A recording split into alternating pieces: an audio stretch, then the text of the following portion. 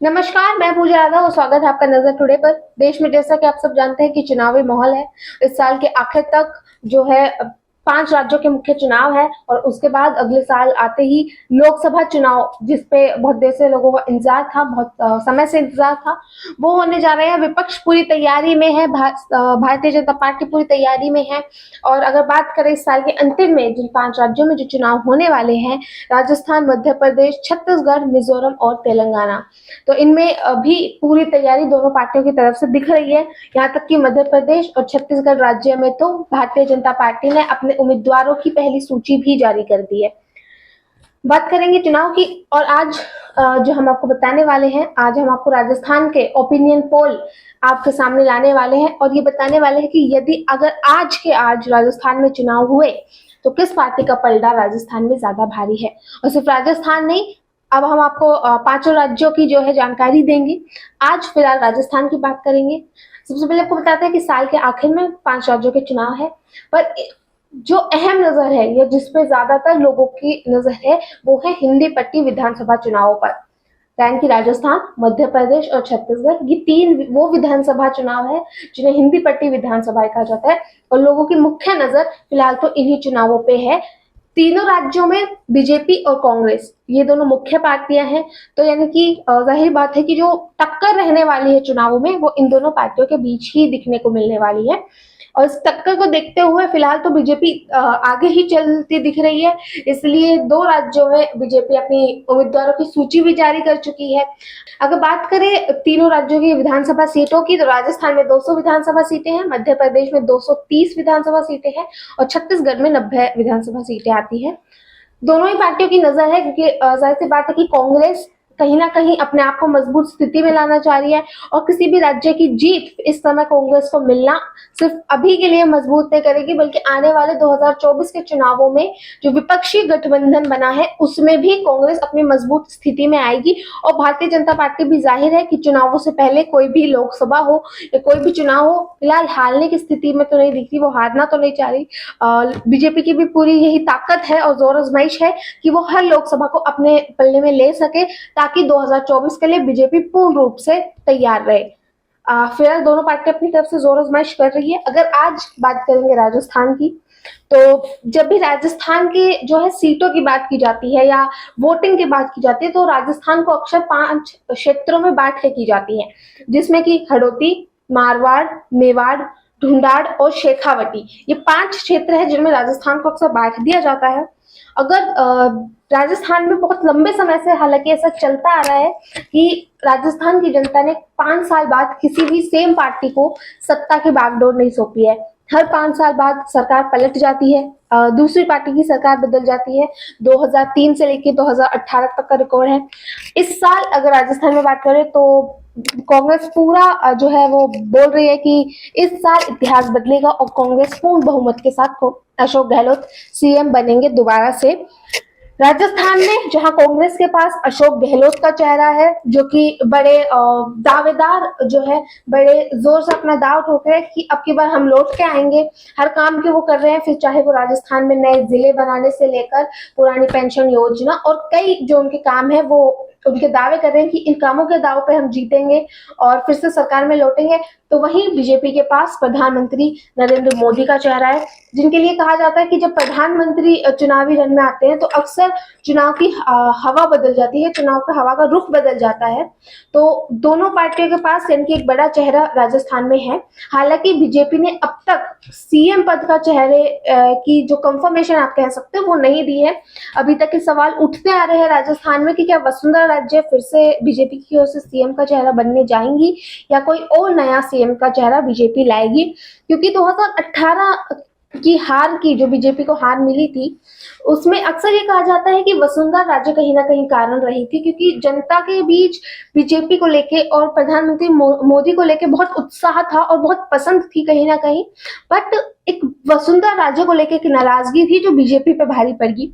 और यकीनन ऐसे जो है नारे भी सुनने को मिले थे राजस्थान से, अगर 2018 की बात करें कि मोदी तुझसे बैर नहीं, वसुंधरा तेरी खैर नहीं, तो जिन्होंने कहीं ना कहीं स्पष्ट किया था कि लोगों के बीच में चाहे बीजेपी को लेकर नाराजगी ना हो, चाहे लोग बीजेपी को पसंद कर रहे हो, चाहे लोग चाहते हो कि बीजेपी वापस से सत्ता में आए, लेकिन लोग ये नहीं चाहते थे कि वसुंधरा राजे कहीं ना कहीं सीएम बने।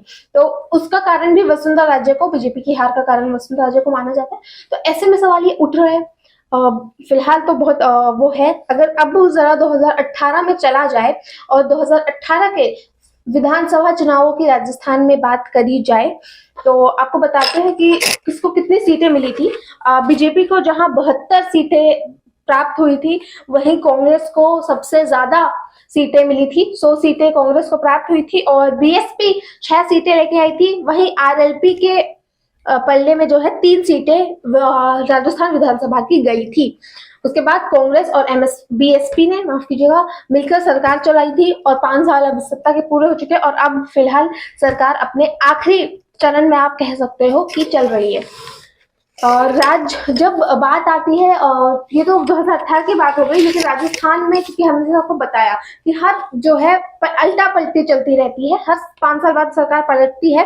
तो जरा 2003 से अगर आपको हम बताएं तो 2003 में जहां 120 सीटों के साथ बीजेपी सरकार में आई थी, सत्ता की बागडोर बीजेपी को राजस्थान की जनता ने सौंपी थी, तो वहीं उस समय सिर्फ कांग्रेस को केवल 56 सीटें प्राप्त हुई थी। वोट परसेंटेज, वोट प्रतिशत की बात करें तो बीजेपी के पास जहां 39% वोट शेयर आया था, वहीं कांग्रेस के पास 35% वोट शेयर आया था। इनकी मात्र 4% वोट शेयर का डिफरेंस दोनों पार्टियों में 2003 में रहा था। वहीं 2008 में फिर सरकार पलटी और कांग्रेस को जो है सत्ता की बागडोर सौंप दी गई। 2008 की बात करें तो बीजेपी को जहां 78 सीटें मिली थी, वहीं 34% वोट शेयर बीजेपी के हिस्से में आया था और कांग्रेस को 96 सीटें प्राप्त हुई थी, जिसके बाद वो लार्जेस्ट सीटों वाली पार्टी बनी थी। लार्जेस्ट सीट जिनको सबसे ज्यादा प्राप्त हुई थी, उसके बाद गठबंधन में मिलकर सरकार चलाई गई थी और 36% जो है उस समय कांग्रेस को वोट प्रतिशत प्राप्त हुआ था। मात्र 3% का जो है फर्क रह गया था। हालांकि जब वोट प्रतिशत की बात की जाती है तो जो 1% वोट डिफरेंस होता है वो भी कई सीटें का नंबर गेम चेंज कर देता है। पर 2013 में आए तो बम्पर बहुमत जिसे कही जा सकती है, एक बम्पर जीत के साथ बीजेपी सत्ता में लौट कर आई थी। 163 सीटें, 200 विधानसभा सीटों में से 163 सीटें जो हैं वो बीजेपी को मिली थी। उसी के साथ 45% वोट शेयर बीजेपी का उस समय रहा था। कांग्रेस की बात समय तो शायद एक करारी हार जिसे कहा जा सकता है, वो उस समय कांग्रेस को फेस करना पड़ा था। केवल 21 सीटें जो है कांग्रेस को प्राप्त हुई थी और 33% वोट शेयर, यानी कि पूरा 12% का डिफरेंस दोनों पार्टियों में रहा था। वहीं जब 2018 की बात करते हैं तो जैसे कि मैंने बताया कि सरकार पलटी, फिर कांग्रेस को सत्ता मिली, 73 सीटें जो थी बीजेपी के हिस्से में आई और 100 सीटें जो है वो कांग्रेस के हिस्से में आई, जिसके बाद फिर से बीएसपी के साथ गठबंधन करके सरकार चलाई गई। वोट प्रतिशत की बात करें तो 38% जो है बीजेपी को मिला और 39% जो है कांग्रेस को मिला, यानी कि केवल और केवल 1% वोट डिफरेंस दोनों पार्टियों के बीच में रहा था। ये इसलिए भी कहा जाता है कि इसलिए 1% जो डिफरेंस आया वो शायद सिर्फ वसुंधरा राजे के कारण आया। ये राजनीतिक विश्लेषक अक्सर कहते आए हैं, पर जैसा कि हम पहले बताया कि 1% वोट पार्टी में कई बार बहुत बड़ा सीट डिफरेंस दोनों पार्टियों के बीच में ले आता है। अब बात करते हैं राजस्थान के जातीय हिसाब किताब की। देखिए, राजस्थान वो राज्य है जहां जाति प्रभाव बहुत देखने को मिलता है। एक जाति फैक्टर जो है इलेक्शंस में बहुत काम आता है। फिर चाहे वो सचिन पायलट का गुर्जर समाज के ऊपर एक कंट्रोल हो या वसुंधरा राजे का राजपूत समाज के ऊपर, एक जाति फैक्टर हमेशा से कहीं ना कहीं चुनावों में देखने को मिलता है और अब भी देखने का बात है। अगर बात करें हिंदू मतदाताओं की तो 38.5% हिंदू मतदाता जो है राजस्थान में इस समय है और वहीं 9% मुस्लिम वोटदाता जो है राजस्थान में, यानी कि देश के हर राज्य से सबसे कम मुस्लिम वोटदाताओं की जब बात करी जाती है तो वो राजस्थान में है, केवल और केवल 9%। वहीं अगर जातीय समीकरण की बात करें तो अगड़े जो है वो 19% है, जिनमें कि ब्राह्मण 7%, राजपूत 6%, वैश्य 4% और अन्य समाज 2%। वहीं पिछड़ों की बात करें जो कि 40% राजस्थान में मौजूद है, जिनमें गुर्जर समाज 5%, जाट समाज 10%, माली 4% और अन्य 21%। वहीं दलित समाज जो है 18% और आदिवासी समाज 14%। अब आपको बताते हैं कि किस जाति का पल्ला किस पार्टी की तरफ ज्यादा भारी रहता है। अगर बात करी जाए 2019 के लोकसभा चुनाव के माध्यम से, तो आदिवासी समाज का जो झुकाव है वो बीजेपी की ओर कहीं ना कहीं देखने को मिला था, क्योंकि 55% वोट शेयर आदिवासी समाज से बीजेपी को गया था। वहीं कांग्रेस के हिस्से में 40% रहा था। दलित समाज कहीं ना कहीं कांग्रेस की तरफ अक्सर झुकाव देखने को मिलता है दलित समाज का, जहां 46% वोट शेयर बीजेपी को था, तो वहीं 49% जो था कांग्रेस को मिला था दलित समाज की ओर से। मुस्लिम सपोर्टर हमेशा एक कांग्रेस की मजबूत कड़ी जो है मुस्लिम वोटर राजस्थान में माने जाते हैं। पूरा 37% वोट शेयर जो है मुस्लिम मतदाताओं से कांग्रेस को आया था, वहीं केवल और केवल 10% जो है बीजेपी के हिस्से में गया था। हालांकि कहीं ना कहीं एक स्पष्ट तस्वीर कई बार देखने को मिलती है कि जो मुस्लिम वोटदाता है उनका झुकाव अक्सर कांग्रेस की तरफ ज्यादा रहता है। फिर चाहे वो आप एमपी में बात कर लीजिए, चाहे फिर वो आप राजस्थान में बात कर लीजिए, या जो हालांकि बात करी जाए तो ये गेम जो है आपको यूपी में देखने को मिला था, जब यूपी चुनाव में वो 80-20 की बात करी गई थी। तो एक मुस्लिम वोट बैंक कहीं ना कहीं कांग्रेस हमेशा कोशिश करती है कि उनकी मजबूती मुस्लिम वोट बैंक कहीं ना कहीं बना रहे। जब आती है जाट समाज की बात, तो उसका झुकाव भी बीजेपी की ओर देखने को मिलता है। 68% जो वोट शेयर है वो बीजेपी के हिस्से में आया था और 24% कांग्रेस के में। ओबीसी भी कहीं ना कहीं बीजेपी की ओर आते हैं। 75% वोट शेयर बीजेपी के हिस्से में आता है ओबीसी समाज से, वहीं 20% कांग्रेस के हिस्से में। राजपूत समाज की अगर बात करें, जिसका कारण बीजेपी में जहां 75% वोट शेयर है, जिसका कारण वसुंधरा राय सिंधिया को कहीं ना कहीं माना जाता है, क्योंकि राजपूत समाज के ऊपर राजपूत घराने से जो है वसुंधरा राजे सिंधिया आती हैं, और यही कारण एक बताया भी जाता है कि यही कारण है कि राजपूत समाज बीजेपी के हिस्से में हमेशा देखने को मिलता है। क्योंकि फिलहाल तो अगर चाहे राजपूत उससे बात कर लीजिए, चाहे महिला उससे बात कर लीजिए, एक मजबूत चेहरा वसुंधरा राज्य का है बीजेपी की ओर से अगर बात करी जाए। वहीं अगर सामान्य वर्ग पे आए तो 78% बीजेपी को, 16% कांग्रेस को, और अन्य समाज की अगर बात करें तो 74% बीजेपी और 21% कांग्रेस। यानी कि ज्यादातर वर्गों की अगर बात करी जाए तो वो कहीं ना कहीं बीजेपी की ओर देखने को मिलता है। अब राजस्थान में ये तो 2018 के बाद की जातीय समीकरण की बात थी। अब अगर बात करी जाए फिलहाल की राजनीति की, तो ये कहना बिल्कुल गलत नहीं होगा कि राजस्थान की जो राजनीति है जिस मोड़ पर अभी खड़ी है वो सबसे इंटरेस्टिंग है। क्योंकि आप देखिए कि आपको याद होगा जब कांग्रेस पार्टी के अध्यक्ष को अशोक गहलोत को वो कुर्सी देने की बात हुई थी, तो ये अटकलें आई थी कि शायद अशोक गहलोत को पार्टी दे दी जाए और सचिन पायलट को राजस्थान। तब कांग्रेस में हमेशा एक बगावत देखने को मिली थी इस चीज को लेके, चाहे ऊपर से जो है हाईकमान अगर कांग्रेस की कही जाए तो वहां से बात नहीं आई, लेकिन अशोक गहलोत के सपोर्टर्स से हमेशा ये सुनने को मिला था सचिन पायलट के लिए कि वो चाहे कुछ भी हो जाए पर एक गद्दार को वो सीएम नहीं बनने देंगे। स्पष्ट होने लगी है, चाहे फिर वो अशोक गहलोत की सपोर्टर्स हो, चाहे फिर वो कांग्रेस पार्टी हो, पर कहीं ना कहीं शायद आलाकमान ये समझ रहा है कि गुर्जर वोट के लिए सचिन पायलट का फिलहाल तो कांग्रेस के साथ रहना बहुत जरूरी है। अगर वो इस समय बागी हुए तो शायद एक गुर्जर वोट चला जाए उनके हाथों से। यही कारण है कि जो समितियां अभी बनी हैं उनमें सचिन पायलट है। पर वही जब ये बात बीजेपी पे आ जाती है कि देखिए बीजेपी वो पार्टी है जो अपनी समितियों को लेके हमेशा से, चाहे समितियां हो चाहे चुनाव प्रक्रिया हो, अपने चुनावों की स्ट्रेटजी के लिए बीजेपी हमेशा से जानी गई है। बहुत स्पष्ट रूप से हमेशा एक स्ट्रेटजी बनाई जाती है बीजेपी की ओर से।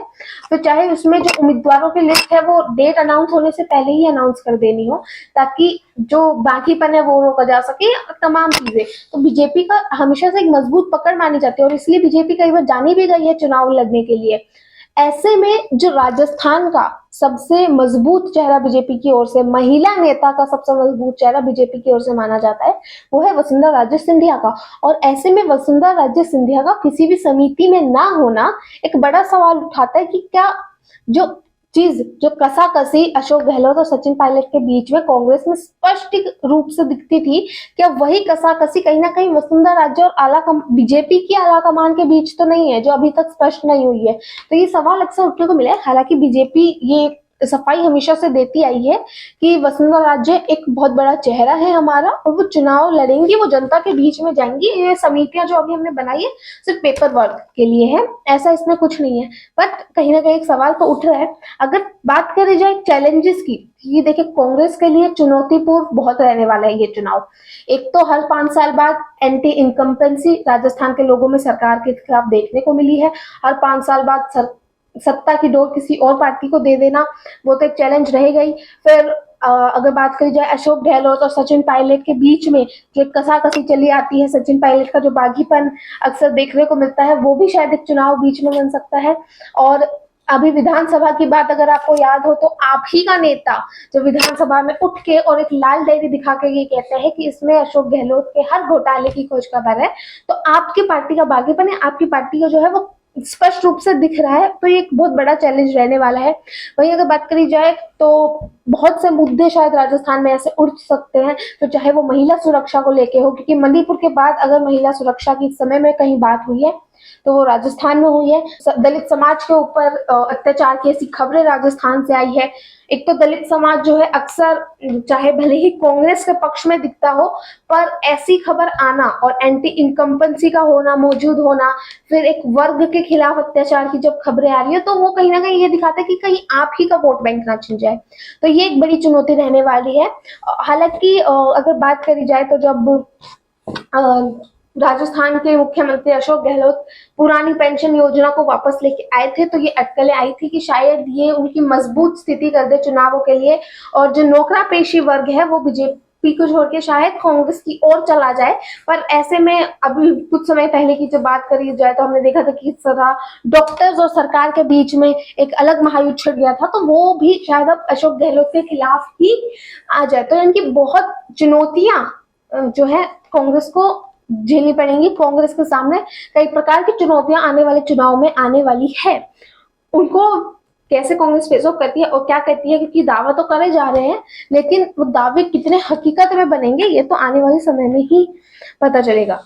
अब अगर बात करें राजस्थान में की सीटों की, तो जैसा कि पहले भी बताया था कि चुनावी रूप में हमेशा राजस्थान को 5 क्षेत्रों में बांटा जाता है: मेवाड़, मारवाड़, ढूंढाड़, हड़ौती और शेखावटी। सबसे पहले आपको बताते हैं जरा मेवाड़ क्षेत्र के बारे में। तो मेवाड़ जो क्षेत्र है उसमें 43 विधानसभा सीटें हैं, 8 जिले हैं इस क्षेत्र के अंदर। जो जिले हैं वो अजमेर, उदयपुर, डूंगरपुर, बांसवाड़ा, चित्तौड़गढ़, राजसमंद, भीलवाड़ा और प्रतापगढ़ जैसे बड़े जिले जो है मेवाड़ क्षेत्र के अंदर आते हैं। वहीं अगर बात की जाए मारवाड़ क्षेत्र की तो 61 विधानसभा सीटें इस क्षेत्र के अंदर है। वहीं 10 जिले जो है बहुत महत्वपूर्ण से माना जाता है, क्योंकि देखिए सीटों के बात अगर करी जाए तो सबसे महत्वपूर्ण क्षेत्र से माना जाता है कि सीटों के मायने से एक तो सबसे ज्यादा विधानसभा सीटें इस क्षेत्र में है, सबसे ज्यादा जिले इस क्षेत्र में है, कुल 10 जिले हैं, 61 सीटें हैं, तो बहुत महत्वपूर्ण कहीं ना कहीं मारवाड़ क्षेत्र को जो है माना जाता है। हालांकि और भी मायने हम आपको इसको बताएंगे, और कौन सा राजनीतिक राजस्थान की राजनीति का धुरंधर किस क्षेत्र से आ रहा है वो भी हम आपको आगे बताएंगे। फिलहाल अगर बात करी जाए मारवाड़ के अंदर कौन से जिले हैं तो गंगानगर, हनुमानगढ़, बीकानेर, नागौर, पाली, जोधपुर, जैसलमेर, बाड़मेर, झालोर और सिरोही जैसे जिले जो है वो मारवाड़ क्षेत्र के अंदर आते हैं। वहीं अगर बात करी जाए शेखावटी क्षेत्र की तो 21 विधानसभा सीटें, 3 जिले जो है शेखावटी क्षेत्र में आते हैं। चूरू, झुंझुनू और सीकर ये 3 वो है जिले हैं जो शेखावटी क्षेत्र के अंदर आते हैं। वहीं जब आगे बढ़ते हैं हड़ौती क्षेत्र की ओर तो कुल 17 विधानसभा सीटें इस क्षेत्र में हैं, और वहीं 4 जिले जो है इस क्षेत्र के अधीन आते हैं: बूंदी, कोटा, बारा, झालवाड़ा क्षेत्र जो है वो जिले जो है, माफ कीजिएगा, ये वो जिले हैं जो इस क्षेत्र के अंदर आते हैं। वहीं अगर आगे बढ़े और बात करें आखिरी क्षेत्र ढूंढाड़ क्षेत्र की तो कुल 58 विधानसभा सीटें इस क्षेत्र के भीतर आती हैं। 8 जिले जो है इस क्षेत्र के भीतर आते हैं। जो जिले हैं वो है भरतपुर, जयपुर, सवाई माधोपुर, धौसा, टोंक, अलवर, धौलपुर और करौली जैसे क्षेत्र जो है वो इस जिले जो है वो इस क्षेत्र के अधीन है। अब आपको बताते हैं कि किस क्षेत्र में कौन सी पार्टी फिलहाल ओपिनियन पोल अगर आज की बात करी जाए तो मजबूत स्थिति में दिखती है। सबसे पहले बात करते हैं हडोती क्षेत्र की। प्राकृतिक सुंदरता के लिए ये क्षेत्र जाना जाता है और सबसे बड़ी बात, पूर्व मुख्यमंत्री वसुंधरा राजे भी अगर बात की जाए तो इसी क्षेत्र की नेतृत्व करती है। यानी कि चुनावी रूप से बहुत बड़ा क्षेत्र है, क्योंकि आपके पूर्व मुख्यमंत्री इस क्षेत्र से है। बीजेपी की सबसे ताकतवर नेता अगर बात की जाए तो फिलहाल राजस्थान में है, और बीजेपी का गढ़ अक्सर इस क्षेत्र को माना जाता है। हडोती की जब बात आती है तो बीजेपी का नाम पहले जोड़ दिया जाता है, बीजेपी के जीत के मायने अक्सर बढ़ जाते हैं। कोटा कोटा की बात करी जाए तो कोटा जिले में 6 विधानसभा सीटें हैं, बूंदी जिले में 3 विधानसभा सीटें हैं, बारां जिले में 4 विधानसभा सीटें हैं, और वहीं झालावाड़ा में जो कि है 4 विधानसभा सीटें हैं। अब आपको बताते हैं कि कौन सी पार्टी कितनी सीटों के साथ कितनी मजबूत स्थिति में इस क्षेत्र में दिख रही है। अगर बीजेपी की बात करें तो 9 से 13 सीटें जो है वो बीजेपी के पाले में आती दिख रही है, वहीं 4 से 8 सीटें जो है कांग्रेस के पाले में आती दिख रही है, और अन्य को जो है 0 से 1 सीट प्राप्त होती दिख रही है। अगर वोट प्रतिशत की बात करें कि किसको कितना वोट शेयर मिल रहा है, तो बीजेपी के हिस्से में 53% वोट शेयर दिख रहा है, वहीं कांग्रेस के हिस्से में 44% वोट शेयर दिख रहा है, और अन्य को 3% वोट शेयर मिलता दिख रहा है हडोती क्षेत्र में। यानी कि बीजेपी का पल्ला फिलहाल के लिए तो जो है भारी दिख रहा है हडोती क्षेत्र की अगर बात करी जाए। फिर वहीं आती है हवेलियों की नगरी जिस क्षेत्र को कहा जाता है, शेखावटी क्षेत्र की बात है। अक्सर हवेलियों की नगरी के रूप में इस क्षेत्र को जाना जाता है, बहुत पुराने समय की हवेलियां इस क्षेत्र में मौजूद है। और इसी के साथ विपक्षी नेता राजेंद्र राठौड़ इस क्षेत्र से आते हैं, और इसी के साथ हाल ही में चर्चा में आए कांग्रेसी नेता राजेंद्र गूढ़ा भी इसी क्षेत्र से आते हैं। आपको याद होगा लाल डायरी के लिए राजेंद्र गूढ़ा जो है बहुत प्रसिद्ध हुए थे विधानसभा में, यही थे जिन्होंने लाल डायरी दिखाते हुए अपनी ही सरकार की बगावत के रूप में दिखे थे। हालांकि उसके बाद इन्हें विधानसभा से भी प्रतिबंध कर दिया गया था। अगर बात करें शेखावटी क्षेत्र की तो 3 जिले हैं, 21 विधानसभा सीटें हैं, चूरू 6 विधानसभा सीट, झुंझुनू 7 विधानसभा सीट, और सीकर 8 विधानसभा सीट। अब बताते हैं कि कौन सी पार्टी की स्थिति में है। अगर बीजेपी की बात करी जाए तो 8 से 12 सीटें जो है वो बीजेपी के हिस्से में आते दिख रही हैं, 9 से 13 सीटें कांग्रेस के हिस्से में आती दिख रही हैं, और 0 से 1 सीट जो है वो अन्य को मिलती दिख रही है। यानी कि सीटों के मामले में कहीं ना कहीं कांग्रेस लीड लेती हुई दिख रही है। वोट शेयर की जब बात करते हैं तो 43% वोट शेयर बीजेपी को है, 45% कांग्रेस को, वही 12% अन्य को। यानी कि कांग्रेस का पलड़ा जो है इस क्षेत्र में भारी दिख रहा है, और कांग्रेस कहीं ना कहीं शेखावती क्षेत्र से लीड में दिख रही है। अब आते हैं मेवाड़ क्षेत्र पे। महाराणा प्रताप की भूमि जिसे कहा जाता है, वीरों की भूमि जिस क्षेत्र को कहा जाता है, मध्य राजस्थान से लेकर जो है दक्षिण राजस्थान तक ये मेवाड़ क्षेत्र फैला हुआ है। इनकी काफी बड़ा क्षेत्र है। इसी के साथ विधानसभा speaker CP Joshi Rajasthan BJP अध्यक्ष भी रह चुके हैं। सीपी जोशी भी इसी क्षेत्र से आते हैं। काफी मायने हैं इनकी राजस्थान के चुनाव में, फिर चाहे वो विधानसभा स्पीकर के तौर पर हो, बीजेपी अध्यक्ष के तौर पर हो, या फिर 2008 में रहे मुख्यमंत्री के उम्मीदवार के तौर पर हो। काफी मायने के देखने को मिलते हैं, वो भी इसी क्षेत्र से आते हैं। मेवाड़ क्षेत्र की बात करी जाए तो मेवाड़ क्षेत्र जो है आदिवासी बहुल क्षेत्र है। कुल 16 सीटें जो है मेवाड़ क्षेत्र की वो आदिवासी बहुल है, और ये भी अक्सर देखने को मिल रहा है कि आदिवासी समाज जो है कहीं ना कहीं उनका झुकाव भी बीजेपी की ओर देखने को मिला है। तो ऐसे में कहीं ना कहीं बीजेपी के लिए ये क्षेत्र काफी जरूरी हो जाता है कि अपनी आदिवासी समाज पे जो पकड़ है वो कहीं ना कहीं बनाए रखना भी जरूरी हो जाता है बीजेपी के लिए। 8 जिले इस क्षेत्र में है, वहीं 43 विधानसभा सीटें इस क्षेत्र में आती हैं। अजमेर 8 विधानसभा सीट, उदयपुर 8 विधानसभा सीट, डूंगरपुर 4 विधानसभा सीट, बांसवाड़ा 5 विधानसभा सीट, चित्तौड़गढ़ 5 विधानसभा सीट, राजसमंद 4 विधानसभा सीट, भीलवाड़ा 7 विधानसभा सीट, और वहीं प्रतापगढ़ 2 विधानसभा सीटों के साथ इस क्षेत्र में आता है। अब बताते हैं कि कौन सी पार्टी को कितना सीटें मिल रही हैं। अगर बीजेपी की बात करी जाए तो बीजेपी को कहीं ना कहीं 26 से 30 सीटें जो है इस क्षेत्र में मिलती दिख रही हैं। वही कांग्रेस को 12 से 16 सीटें मिलती दिख रही हैं, और अन्य को जो है वो 0 से 2 सीटें मिलती हुई दिख रही है। वोट प्रतिशत की बात करी जाए तो 50% वोट शेयर जो है वो बीजेपी के हिस्से में आता दिख रहा है। यानी कि आधी जनता का जो सपोर्ट आप कह सकते हो वो कहीं ना कहीं मेवाड़ क्षेत्र से बीजेपी को दिख रहा है। 39% कांग्रेस को और वहीं 11% अन्य को जो है दिख रहा है। यानी कि बीजेपी अपनी मजबूत स्थिति फिलहाल तो मेवाड़ क्षेत्र में बनाए हुए हैं। अब आगे बढ़ते हैं और आते हैं ढूंढाड़ क्षेत्र पर। अपनी चित्रकला और शैली के लिए तो वैसे जो है ढूंढाड़ क्षेत्र जाना जाता है, पर सत्ता के गलियारे जो है वो इसी क्षेत्र से होते हुए गुजरते हैं, क्योंकि राजस्थान की राजधानी जयपुर के आसपास के इलाके जो है वो ढूंढाड़ क्षेत्र में आते हैं। 8 जिले हैं और सबसे बड़ी बात, अशोक गहलोत कांग्रेस पार्टी के नेता और अशोक गहलोत के कट्टर प्रत्याशी जिसे आप कह सकते हैं सचिन पायलट भी इसी क्षेत्र से आते हैं।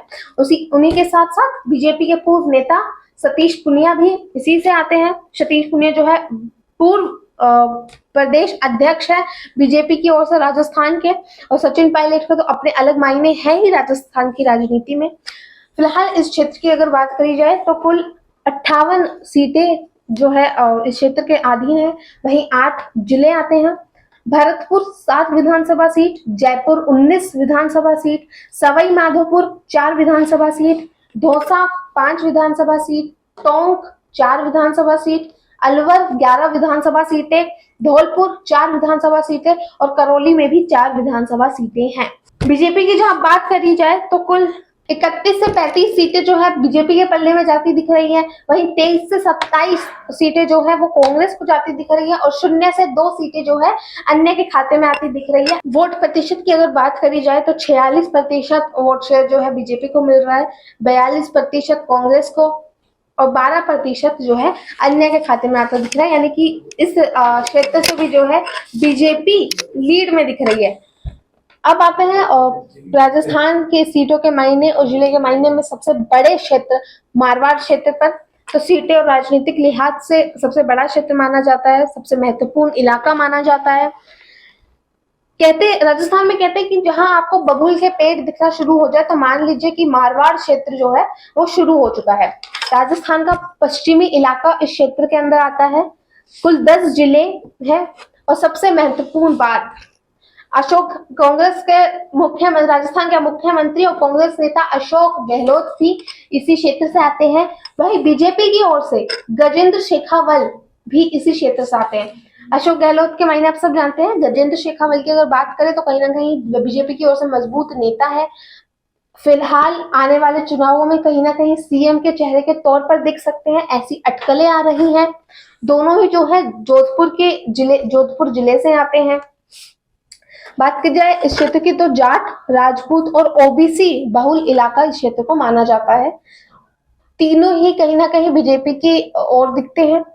अब बात की जाए 61 सीटें और 10 जिलों की तो गंगानगर 6 विधानसभा सीटें, हनुमानगढ़ 5 विधानसभा सीटें, बीकानेर 7 विधानसभा सीटें, नागौर 10 विधानसभा सीटें, पाली 6 विधानसभा सीटें, जोधपुर 10 विधानसभा सीटें, जैसलमेर 2 विधानसभा, बाड़मेर 7 विधानसभा सीटें, जालौर 5 विधानसभा सीटें और वहीं सिरोही में भी 3 विधानसभा सीटें मौजूद हैं, जिनमें से बीजेपी को फिलहाल 30 से 34 विधानसभा सीट जो है बीजेपी के पल्ले में दिख रही है। 25 से 29 विधानसभा सीटें कांग्रेस के अधीन आती दिख रही है। वहीं 0 से 4 सीटें जो है अन्य के खाते में जाती दिख रही है। वोट प्रतिशत की बात करें तो 42% जो है वो बीजेपी को मिलता दिख रहा है, 40% कांग्रेस को और वहीं 18% जो वोट शेयर जो है वो अन्य के खाते में आता दिख रहा है। यानी कि इस क्षेत्र से भी बात करी जाए तो बीजेपी ही फिलहाल लीड में दिख रही है।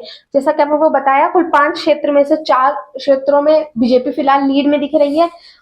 ढूंढाड़, हंडोती, मारवाड़ और मेवाड़ ये वो क्षेत्र है जहां से बीजेपी लीड में दिख रही है। वहीं जब शेखावटी क्षेत्र की बात करते हैं तो फिलहाल वहां से कांग्रेस जो है मजबूत स्थिति में और लीड लेते हुए दिख रही है। अब आपको बताते हैं कुल सीट के नतीजे जो है वो आपको बताते हैं।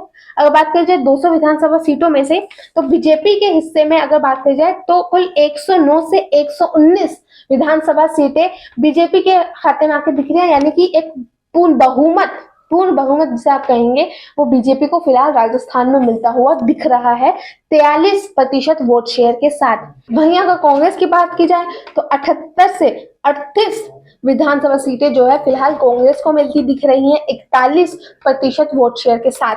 वहीं चुनने के खाते में 1 से 5 विधानसभा सीटें जो है अन्य को मिलती दिख रही है 13% वोट शेयर के बाद साथ। यानी कि फिलहाल अगर बात करी जाए तो राजस्थान में बीजेपी भारतीय जनता पार्टी पूर्ण बहुमत के साथ, अगर आज के आज पहले मैं आपको क्लियर कर देती हूँ कि ओपिनियन पोल का अक्सर मतलब होता है कि यदि आज के आज चुनाव हुए तो यानी कि अगर आज के समय में चुनाव होते हैं तो फिलहाल तो राजस्थान में बीजेपी की हवा चलती हुई दिख रही है। बीजेपी पूर्ण बहुमत से आती दिख रही है, पर चुनावों में अभी समय है, तब तक यकीनन पूरा अभी तो जो है अगर बात की जाए तो चुनावी प्रचार बचा हुआ है। अशोक गहलोत पूर्ण रूप से बाजी मार सकते हैं। इतिहास बदलेगा या इतिहास रचा जाएगा, इतिहास बदल के इतिहास रचा जाएगा या इतिहास दोहराया जाएगा राजस्थान में, वो तो खैर आने वाले समय में ही पता चलेगा। लेकिन अब इन चुनाव को जरा और मायने आपको समझाते हैं कि क्या सचिन पायलट और फिलहाल सचिन पायलट की बात करेंगे, आपको जरा बताते हैं कि बीजेपी की कहाँ सीट को कौन नुकसान पहुंचा सकता है।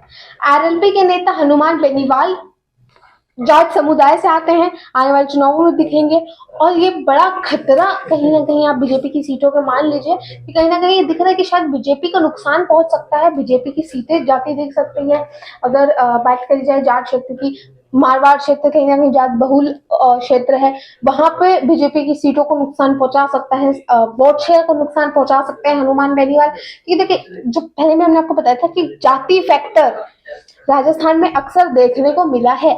ऐसे में एक नेता जो कि एक जाति फैक्टर जो देखने को मिला है और एक समाज से आ रहे हैं, तो कहीं ना कहीं वोट कटने का जो फैक्टर होता है, और जाट समाज की एक से बात करें तो जाट समाज कहीं ना कहीं बीजेपी की तरफ झुकाव में दिखता है। तो ऐसे में कोई एक नेता आ रहा है, आपका एक समाज का झुकाव आपकी तरफ है, और फिर वही उस समाज से कोई उठ के आ रहा है आपके खिलाफ जो खड़ा है। हालांकि चौटाला से बीच में ये भी खबर आई थी कि कहीं ना कहीं चौटाला की पार्टी और बीजेपी का गठबंधन देखने को मिल सकता है, वो भी जो है जाट वोटर्स के कारण ही बोला जा रहा था कि देखने को मिलेगा। तो ऐसे में कहीं ना कहीं हनुमान बेनीवाल जो है एक मुख्य रूप से दिखेंगे चुनावों में बीजेपी के लिए कड़ी टक्कर।